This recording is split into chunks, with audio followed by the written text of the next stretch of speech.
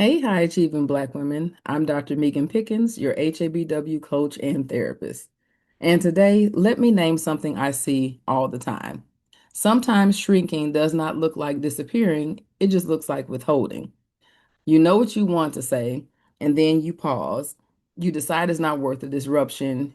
You just let it go. You stay quiet to keep things calm.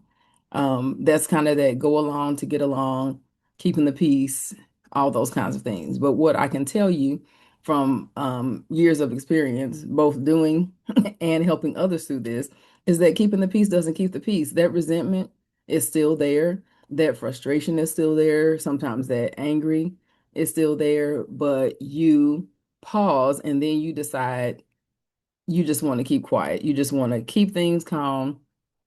And that feels protective from the beginning, like that silence feels like, oh, I'm protecting myself. I'm not even going to get upset about it. I'm not going to say anything. And at the time, it keeps things from escalating and kind of helps you move on. But honestly, have you really moved on? Because over time, that silence can become a habit, and then you just never say anything you want. You start holding things in without even noticing that you're doing it. And this can spill into all situations, not just personal relationships, but in work, in life, in everything, to the point where you might feel like you're always being pushed around. And so you have this underlying anger all the time. Think road rage.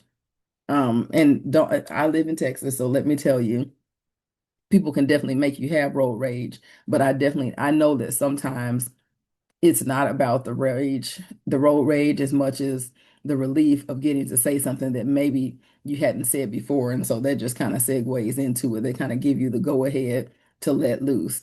It isn't passivity, though. I wouldn't consider that like passivity because you still have the feelings, but you've learned that it is self-preservation and that you can take care of yourself that way, that you don't upset people, that there's not a lot of conflict around you, and so you just kind of allow it. You just stop talking, you stop saying anything, and then you're just kind of going through life feeling pushed around or being pushed around. Um, because think about it, when peace requires silence, then that cost is usually internal. That is turned inward.